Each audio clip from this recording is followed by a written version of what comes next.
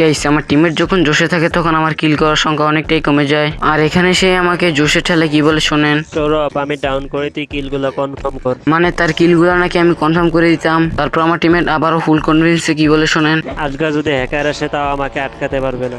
আজকে নাকি হ্যাকার আসলেও তাকে আটকাতে পারবে না। তারপর একটা মেয়ে এসে তার কনফিডেন্স ভেঙে দেয়। তারপর মেয়েটাকে মারার পরে সে কি বলে শোনেন, সৌরভ, আমার কিলটা চুরি করিস না। মানে তার কিল নাকি আমি চুরি করছি। তারপর আমরা সবাই বিমা শক্তিতে চলে আসি। সামনেই একটা প্লেয়ার ল্যান্ডিং করতেছিল। তারপর এনিমিটার অবস্থা এরকম হয়ে গেছে যে সে একা মুরগি আর আমরা চারজন শিয়াল। আর এখানে তারা এনিমিটাকে মারার জন্য পাগল হয়ে গেছিল। আর আমি ফুল কনফিডেন্সে ছিলাম এনিমিটাকে আমি মারবো। সামনেই ছিল এনিমিটা, তাকে আমি ফুল ড্যামেজ দিয়ে দিই। উপরে দেখি একটা এনিমি নামছে, তাকে আমার টিমমেট মেরে ফেলে। তারপর এনিমিটাকে আমি মেরে ফেলি। তারপর আমরা সবাই ফুল কনফিডেন্সে পিকেতে চলে যাই। এখানে পিকের ওপরেই ছিল ফুল একটা স্কোয়াড আর একটা স্নাইপার প্লেয়ার আমাদের ফুল কনফিডেন্স ভেঙে দেয়। তাহলে রিভেঞ্জ তো নিতেই হবে। তারপর আমার সামনেই ছিল স্নাইপার প্লেয়ারটা।